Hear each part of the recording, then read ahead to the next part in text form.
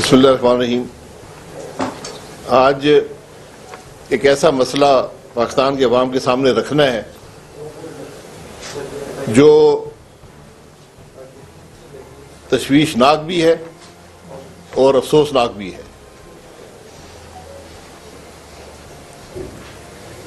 आज एक affidavit statement on oath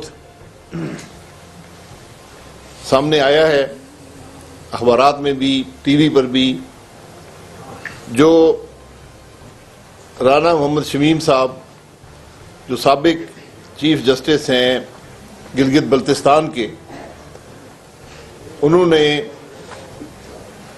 एक एफिडेविट दिया है जो लंदन में एक नोटरी पब्लिक के सामने, ओथ कमिश्नर के सामने उन्होंने अंडर ओथ दिया है, हलफ उठाकर दिया है कि मैं सच बोल रहा हूं।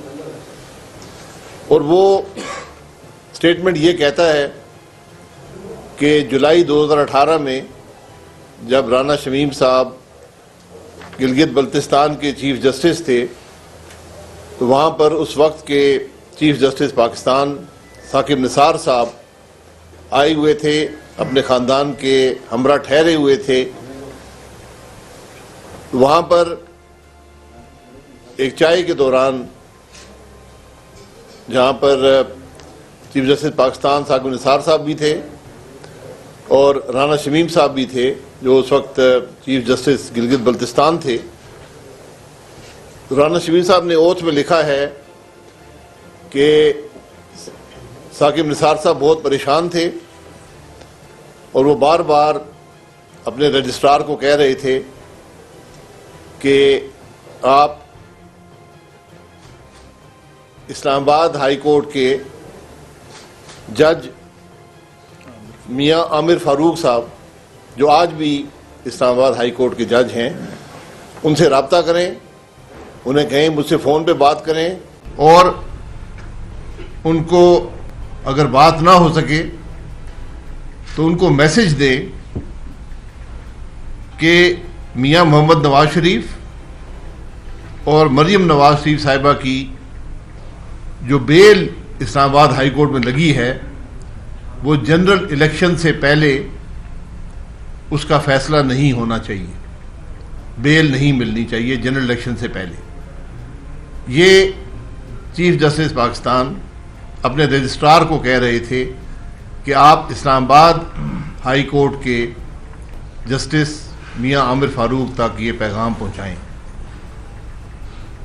इसके बाद राना शमीम साहब ने लिखा है अपने एफिडेविट में, जो कि अंडर ओथ दिया है, उन्होंने हलफ उठाकर दिया है कि चीफ जस्टिस पाकिस्तान की जस्टिस आमिर फारूक साहब से बात हो गई और वो मुतमईन हो गए कि पैगाम पहुंच गया है, और उसके बाद उनकी तबीयत बहुत अच्छी थी, अच्छे मूड में थे। कहा है कि कि आपने क्यों इस किस्म के पैगाम जो हैं एक केस में मुदाखलत की है कि आप मियां नवाज शरीफ को एक जैली केस में जो सज़ा दी गई है उसमें बेल होने से भी रोक नहीं है, टेलीफोन कॉल कर रहे हैं।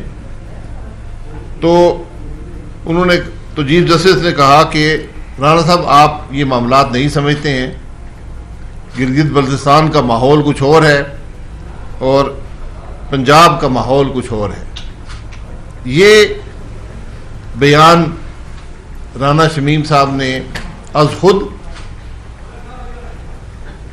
बगैर किसी दबाव के ये जारी किया है, और टेलीविज़न पर जब उनसे सवाल किया गया, प्रेस के लोगों ने भी सवाल किया, तो उन्होंने इसकी तस्दीक की है कि हाँ, मैंने ये स्टेटमेंट अंडर ओथ दिया है, यानी ये हलफ के तहत मैंने ये बयान जारी किया है।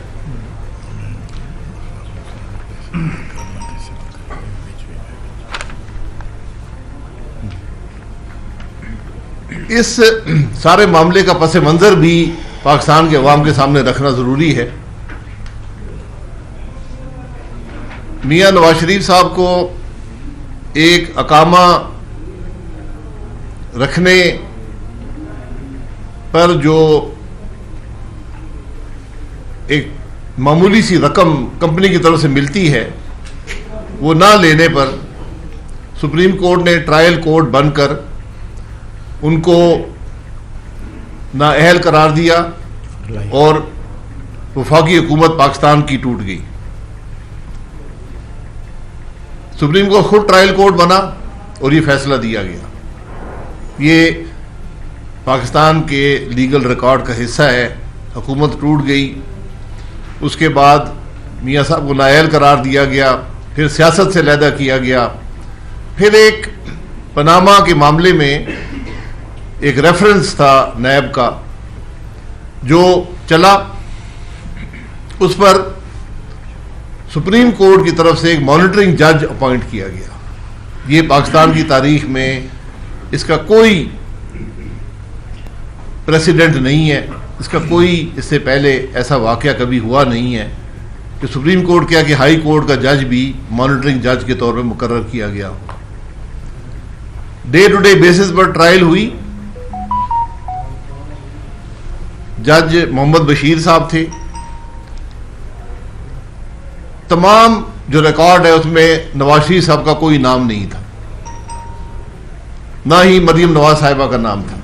ये सब चीज़ें रिकॉर्ड का हिस्सा हैं। लेकिन जब मियां साहब अपनी अहलिया की इयादत के लिए जो बिस्तर मर्ग पर थी, मुल्क से बाहर थे, पाकिस्तान में इलेक्शन हो रहे थे, पाकिस्तान की साबका हुकूमत के वज़ीर-ए-आज़म, पाकिस्तान की सबसे बड़ी पार्टी के रूए रवां 6 जुलाई को ऐन इलेक्शन के दरमियान उनको नैब अदालत में डे टू डे ट्रायल के बाद कन्विक्ट किया गया। 13 जुलाई को मियां नवाज शरीफ साहब मुल्क वापस आए और अपनी बेटी के साथ जेल चले गए। 16 जुलाई को उन्होंने अपील दायर की और 17 जुलाई को ये अपील लिस्ट हुई। 17 जुलाई को साबका चीफ जस्टिस पाकिस्तान साकिब निसार साहब गिलगित बल्तिस्तान तशरीफ़ ले गए और ये सारा अमल जिसको राना शमीम साहब ने हलफ के तहत ये बयान दिया है, ये आज पाकिस्तान के अवाम के सामने है। ये हर पाकिस्तानी के पास आज मौजूद है। ये आपके सामने मैं कर देता हूँ। लेकिन ये हर आदमी जो व्हाट्सएप रखता है, जो ट्विटर रखता है, जो भी सोशल मीडिया है, ये उस पर हर आदमी के पास मौजूद है। इसको आप देख सकते हैं। अब बात यह है कि हकीकत का इल्म 3 अफराद को है। पाकिस्तान के साबिक चीफ जस्टिस साकिब निसार साहब, गिलगित बल्तिस्तान के साबिक चीफ जस्टिस राना शमीम साहब और इस्लामाबाद हाई कोर्ट के मौजूदा जस्टिस मियां आमिर फारूक साहब। हकीकत ये जानते हैं, सच इनको पता है, लेकिन पाकिस्तान के अवाम का भी हक है कि सच उनको पता चले, क्योंकि जिस मुल्क में इंसाफ नहीं होगा वहां कुछ भी नहीं होगा। जब इस सतह के लोग मुलव्वस हों, और आप देखें कि यहां सिर्फ बात एक शख्स की, एक साबका वज़ीर-ए-आज़म की कन्विक्शन बरकरार रखने की नहीं है, यहां पर इलेक्शन के अमल में मुदाखलत हो रही है। तो क्या हम ये पूछने का हक नहीं रखते कि आखिर कब ये मामला खत्म होंगे इस मुल्क से? कब हम अपनी जाती अना के लिए और छोटे छोटे फायदे हासिल करने के लिए हम लोगों की जिंदगियों से खेलेंगे?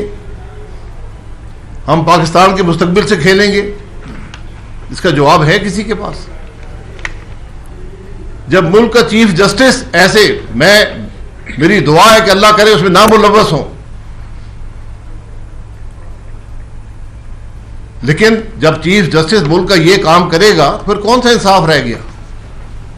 फिर हम किसके पास जाएंगे? फिर अदल कहां गया? फिर अवाम के एतमाद कहां गया और आइन कहां गया? ये वो खराबियां हैं जिसका जिक्र हम बार बार करते हैं, बार बार करते हैं कि मुल्क का निज़ाम आज आइन के मुताबिक नहीं है। मुल्क के निज़ाम में मुदाखलत है, गैर आइनी मुदाखलत है। आज चीफ जस्टिस मुलव्वस है मुल्क का, दूसरा चीफ जस्टिस कह रहा है, एक सिटिंग जज इस्लामाबाद हाई कोर्ट का नाम आया है, क्या हम इसको मामूली बात समझकर भूल जाएं? क्या ये बात पार्लियामान में नहीं आनी चाहिए? पार्लियामान ही इन जजों को मुकर्रर करता है। क्या पार्लियामान पूछ नहीं सकता कि ये मामला क्यों हुआ, किसने किया? ये वो चीजें हैं जो मुल्क के मुस्तकबिल का तयन करती हैं। आज आम आदमी ये कहता है कि अगर इस मुल्क के 3 दफा के वज़ीर-ए-आज़म को, मोहम्मद नवाज शरीफ को इंसाफ नहीं मिलेगा तो मुझे कब इंसाफ मिलेगा? जब इस मुल्क का सबसे बड़ा जज मुदाखलत करके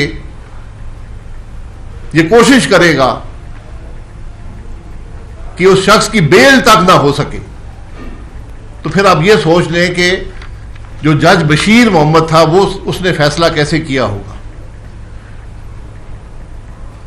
ये वो मामलात हैं जो पाकिस्तान के अवाम के सामने रखना जरूरी है और इनका आज कुछ होना जरूरी है। हम यहां एक बिल्डिंग बन जाती है 20 साल पहले, उसको ढूंढते रहते हैं, गिराने की कोशिश में रहते हैं। यही साकिब निसार साहब अस्पतालों के चक्कर लगाते थे, डैम बनाने की कोशिश की। हमारा सवाल यह है कि हमें तो राना शमीम साहब की बात में यकीन करना पड़ेगा। एक आदमी ने हलफ के तहत बयान दे दिया है, अब कौन सा फोरम है जहां पर यह सच का तयन किया जाएगा? हम तो यह पूछना चाहते हैं, वो कौन सा फोरम है? जब इस मुल्क के वज़ीर-ए-आज़म को निकाल सकते हैं हम एक अकामे की मामूली तनख्वाह अपने बेटे की कंपनी से ना लेने पर, तो फिर हम इस किस्म की मुदाखलत एक चीफ जस्टिस की तरफ से इंसाफ के मामलात पर, एक हाई कोर्ट के मामलात में मुदाखलत पर और मुल्क के इलेक्शन में मुदाखलत पर, उसका नोटिस लेने वाला कोई है? कोई बात करने वाला है? कोई इंसाफ देने वाला है? तो ये हकीकत नजर आ गई ना कि इमरान खान कैसे आया था। यह सबूत आपके सामने है। आज जरूरत इस बात की है कि इस बात की तह तक पहुंचा जाए कि चीफ जस्टिस पाकिस्तान के इलेक्शन में मुदाखलत कर रहा है, फिर पीछे क्या रह जाएगा? ये मसला है, ये वो चीजें हैं जो आज पाकिस्तान के अवाम जिसका जवाब चाहते हैं। क्योंकि जो आज महंगाई है, जो आज अवाम की तकलीफ है, जो मुल्क की मुश्किलात हैं, ये उसकी जड़ है। जब आईनी इदारे अपनी हदूद में नहीं रहेंगे, मुदाखलत करेंगे, इलेक्शन में मुदाखलत करेंगे, तो फिर अवाम को महंगाई का सामना करना पड़ेगा। ये हमारा सवाल है और हम इसका जवाब चाहते हैं। जिस दिन इसका जवाब आएगा, हम ये समझेंगे उस दिन मुल्क में कोई आईन है, कोई अदल का निज़ाम है, कोई इंसाफ का निज़ाम है। बहुत शुक्रिया जी। शाहिद साहब, जैसे आपने भी कहा हक़नामे के हवाले से, तो साथ आपने ये भी कहा कि अवाम हक़ाइक़ जानना चाहेंगे। अभी कौमी असम्बली का इजलास भी चल रहा है, सेनेट का इजलास भी चल रहा है और एक मुश्तरका इजलास की चहमगोइयाँ भी हो रही हैं। क्या पाकिस्तान मुस्लिम लीग नून इस मामले को पार्लियामान में बाज़ाब्ता तौर पर लेके जाएगी तहरीक इल्तिवा की सूरत में, या फिर स्पीकर कौमी असम्बली से कहे कि इस मामले पर ओपन बहस कराई जाए? क्या इस तरह की कोई तजवीज़ आप देंगी मुस्लिम लीग नून की तरफ से? मेरे भाई बिल्कुल तजवीज़ देगी। आज तक नया तहरीक इल्तिवा इस इस ऐवान में आई है, ना किसी अवाम के मसले पर बात हो सकी है, वरना हमें यहाँ बैठने की जरूरत नहीं थी। हमारा फोरम वो है।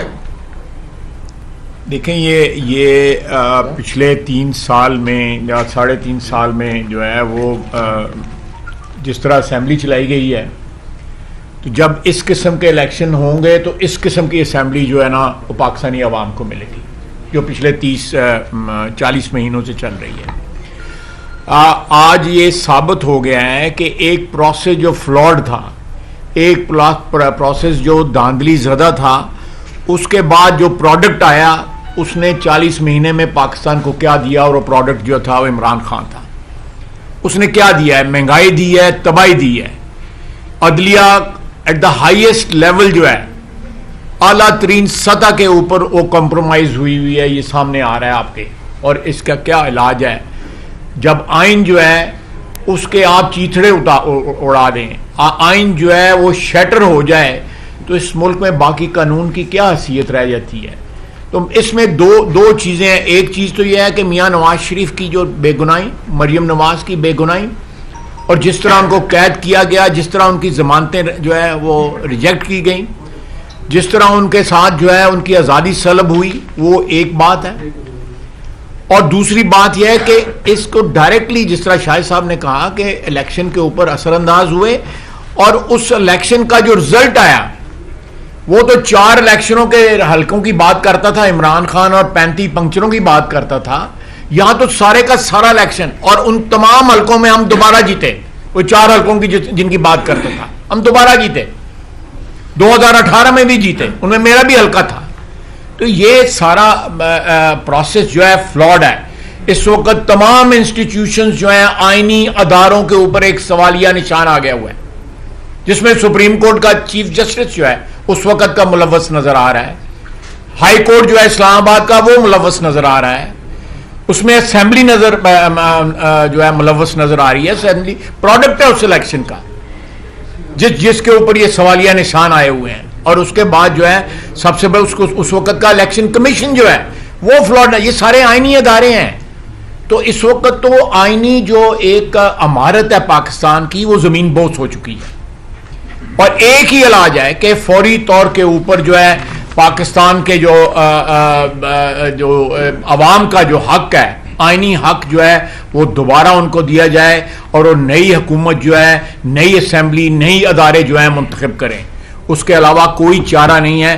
कौन जो है मरियम नवाज को, मियाँ नवाज शरीफ को, और बाकी जो लोग जो कैद किए गए, उनको कौन वो आज़ादी जो सल्ब हुई थी उनको कौन कंपनसेट करेगा? ये इस वक्त आहिस्ता आहिस्ता जो कोई 2018 जुलाई में हुआ वो सारा एक्सपोज हो रहा है, सारे किरदार सामने आ रहे हैं। और सबसे बड़ी जो फेलियर है कि तमाम बेईमानी, तमाम रिगिंग और तमाम इंटरफेरेंस के बावजूद आपने तोहफा क्या दिया हमें? इस मुल्क की तबाही और महंगाई और सारे का जो है वो प्याम्बर बन गया इमरान खान। उसके अपने बंदे जो है असेंबली में नहीं आते, उसके पास वोट नहीं है आज असेंबली में, और किस तरह वोट इकट्ठे करके वो जो है वो ज्वाइंट सेशन करने की कोशिश कर रहा है।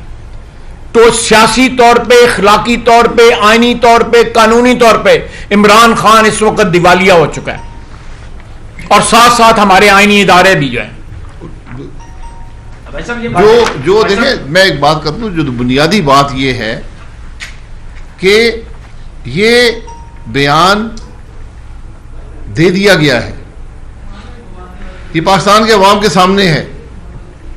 अब अगर राना शमीम साहब झूठ बोल रहे हैं, इनको बदतरीन सजा दी जाए। अगर ये सच बोल रहे हैं तो फिर जस्टिस साकिब निसार की जगह जेल में है। अगर मियां नवाज शरीफ जेल जा सकता है तो साकिब निसार क्यों नहीं जा सकता?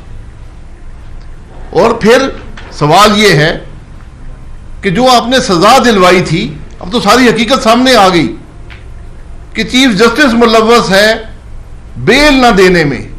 तो फिर जो सजा दी गई उसमें कौन कौन लोग मुलव्वस थे, इसका भी पता कर लें। आज अगर कोई मुल्क में इंसाफ है, उसका एक तकाजा है कि जब ये बात उठ गई हो किसी केस के बारे में, इतनी इखलाकी जुर्रत अदालत में होनी चाहिए कि इन केसों को उठाकर बाहर फेंके, कह दे कि मियां नवासी के खिलाफ सबूत नहीं है। जजमेंट में लिखा हुआ है मियां नवासी पे करप्शन का कोई इल्जाम नहीं है, सजा आपने 10 साल दी है। जब बेल दी इस्लामाबाद हाई कोर्ट, उन्होंने लिखा है कि ग्लेयरिंग एरर्स हैं इस जजमेंट के अंदर। तो आज इस मामले का कोई मंतकी इंजाम तो होना चाहिए। यहां पर अगर हम 2 हफ्ते में वज़ीर-ए-आज़म को फारिग कर सकते हैं, तो एक चीफ जस्टिस से भी पूछ सकते हैं कि तुम कर क्या रहे थे, तुम्हें किसने इख्तियार दिया था इलेक्शन में मुदाखलत का। ये मेरा सवाल है, इस मुल्क की पार्लियामान का सवाल होना चाहिए कि किसने इख्तियार दिया इस मुल्क के चीफ जस्टिस को कि वो अदालत के मामलात में मुदाखलत करे और मुल्क के इलेक्शन में मुदाखलत करे। इसका जवाब पाकिस्तान के अवाम को देना पड़ेगा। भाई साहब ये बताएं कि आम तौर पे ये बात की जाती रही है कि हमारी हिस्ट्री जितनी एक ब्लैक है वो सबको पता है। वाकया कोई ये पहला भी नहीं है और बहुत से हो चुके हैं और शायद रुके भी नहीं। एक नेशनल ट्रूथ कमीशन की बात की जाती है, रिकंसिलिएशन की बात की जाती है। इसी तरह पे आपको याद होगा कि मलक यूं को भी आप जानते होंगे, उसके भी वाकयात आए थे माजी में। वो कोयटा तक सफर होते जब जस्टिस रफीक तारक साहब थे, नसीब हसन शाह साहब थे, ये हिस्ट्री के वाकयात बना देना, ट्रूथ कमीशन बना दे। मैं तो आज के ये आपके सामने एक चीफ जस्टिस का एफिडेविट है, मेरा नहीं है, आपका नहीं है, एक चीफ जस्टिस का है। वो आंखों देखे हालात बयान कर रहा है, या ये झूठ बोल रहा है या फिर मुल्क का चीफ जस्टिस पाकिस्तान का गिल्टी है इलेक्शन में इंटरफियरेंस का, कोर्ट में मुदाखलत का। अच्छा अब्बास साहब ये बताएं कि हम देख रहे हैं कि पीडीएम का एक तकरीबन साल से ज्यादा पीडीएम की बात अभी शाम से करें यार, अभी इस मामले में रखें, अभी इस मामले में रखें। पीडीएम की बात हम शाम में, आज मीटिंग है, शाम में करें। अच्छा ये बताइएगा कि इस मामले के सामने आने के बाद ये जो भी आप बता रहे, तो अब आप लोग के पास पीएमएलएन के पास बतौर पार्टी क्या क्या आपके पास ऑप्शन है? अब आप सुप्रीम कोर्ट में जा सकते हैं, इसके खिलाफ अवाम में जाएंगे, पार्लियामेंट में जाएंगे, आप कहाँ ये मामला रेज करेंगे? सबसे पहले पार्लियामेंट में जाएंगे जी, आज ही जाएंगे। सबसे पहले हम पार्लियामेंट में जाएंगे। वो हमारा फोरम है, वो फ्लॉड है, उसमें नकायस हैं, वो एक रिग्ड इलेक्शन की प्रोडक्ट है।